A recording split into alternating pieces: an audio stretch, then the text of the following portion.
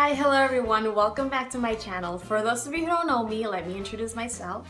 My name is Miriam Kioshin, and today I just want to share with you a recipe that I've been loving. Recently I went to Pinterest because I was looking for new recipes and I found this loaded baked potato. And while the original is great, I thought that I would create 3 different new versions. I made a Mexican, a Middle Eastern, and a vegan. And I swear to God, they're so delicious. The ingredients are so fresh and they have a variety of vitamins and colors, and I really hope that you like it. I usually hear my family make sweet potatoes on hash and also on French fries in the oven. So this is a new way to try it. You know, when you're craving like something very hearty and I don't know, like comfort, like a comfort food, this recipe is great for that. So I hope you try it and you make it and you like this video and you give it a thumbs up if this is up your alley. So without further ado, let's get started. Alrighty, so the first thing we're gonna do is a Mexican loaded baked potato. And right now what I'm doing is just pat drying my sweet potatoes because I washed them. And I have a small container with extra virgin olive oil, and the other small container has pink Himalayan salt, but you can use any chunky salt, whatever you desire. And then I'm just brushing the oil all over the skin to make it a little bit more crispy and sprinkling that salt.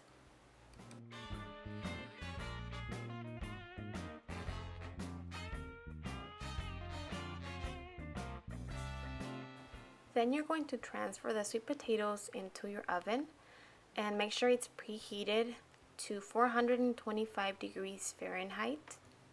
And then you're just gonna leave them hang in there for about 45 minutes to an hour. Ingredients you will need for this first recipe are gonna be black beans with corn, carne asada, guacamole, pico de gallo, any type of cheese, but I'm using queso fresco, and then some sliced jalapeño. Here I'm gonna season my meat with carne asada seasoning that I purchased at Costco. And I'm using flank steak, but you can also use skirt steak or any thin slice of meat. And I'm deliberately seasoning my meat in both sides.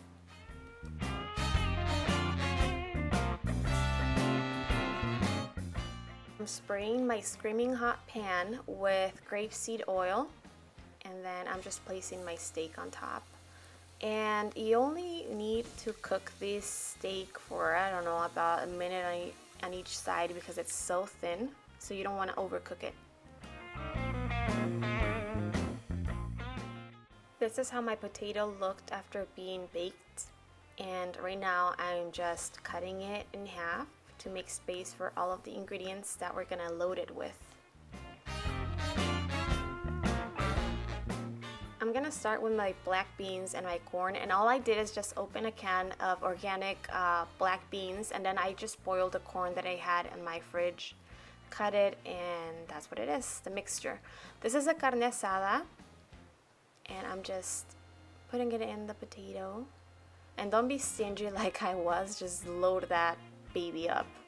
I also putting the pico de gallo, and if you don't know how to make it, I'll leave the recipe on the description box for you. And then, like I said, you can use any type of cheese. This cheese is Mexican and it's called queso fresco, and it's like a crumbly, salty cheese. Also, if you don't know how to make the guacamole, it's really easy. I'll leave the recipe in the description box as well.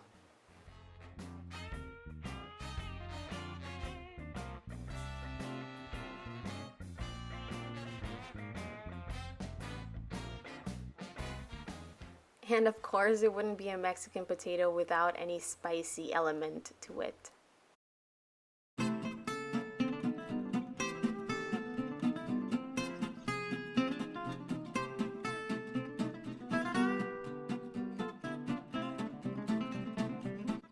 I'm so excited to try this potato, the Mexican kind, and it looks so delicious.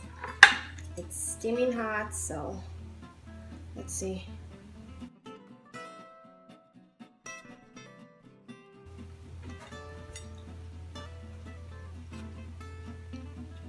Wow. It is so good. The sweetness of the potato complements perfectly with the saltiness of the cheese. And then you get all these flavors because of that seasoning that we put on the steak, the spiciness of the jalapeños. There's like so many flavors going on over here. And the potato, it's very soft, so you get a lot of textures. And this is like a whole meal. Carbs, proteins, fats. Very, very good. The corn is crunchy and sweet. And you also get the acidity of the pico de gallo because you know it's made with lime and stuff, so it's amazing, honestly. I love it. Potato number 2 is a vegan baked potato. The ingredients are cherry tomatoes, some quinoa, some scallions, and vegan pesto. I'm using sprouted quinoa, and I'm just following the cooking instructions on the back of the package.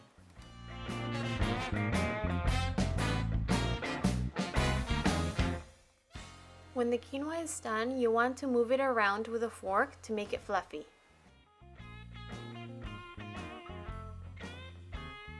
Once again, I'm cutting it in half.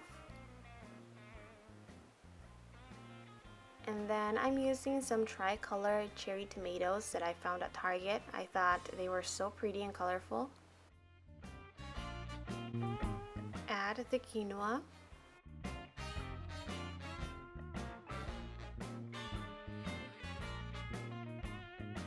And then the green onions or scallions. I use scallions because I know a lot of people are not that big of a fan of onions, and scallions have really mild onion taste. I'm also spreading the pesto very evenly.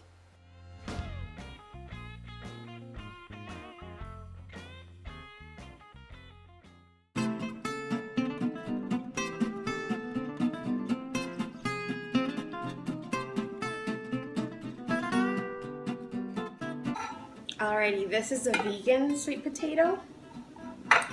Let's give it a try. We get a little bit of everything.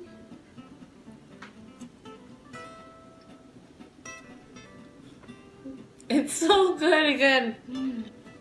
Honestly, it makes me so happy. Just completely different than the first one. It still tastes amazing. I love how the quinoa is fluffy, and I didn't even put any flavor in the quinoa, but all the other ingredients are blending perfectly with the sweetness of the sweet potatoes, the acidity of the tomatoes, and then that crunch and very familiar taste of the onions. It's amazing. And the pesto gives everything just like flavor, very fresh with the basil. Lastly, but definitely not least, is a Middle Eastern loaded baked potato. Here I have some kale tabbouli, hummus, some pita chips, and chicken shawarma. And this is a bag of chips I'm using. I wrote the recipe of the chicken shawarma in the description box, but all it is just spices, and then I marinated it overnight. And now I am cooking it in my hot skillet.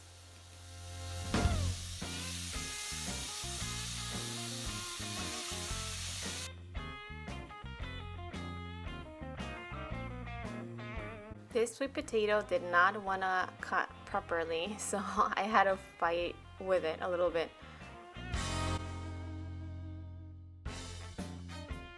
The kale tabbouli, I just purchased it at my local grocery store.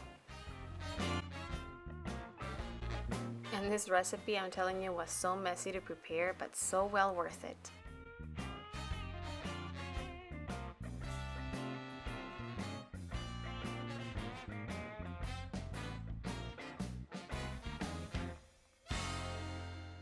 I also didn't make the hummus, I just used Sabra, and it's one of my favorites. And I decided to put a little bit more kale since not all of it fit in. And then I'm using the garlic pita chips that I showed you. But then I figured, you know what, those pieces are really big, so I started to crumble them to make it more like bite size.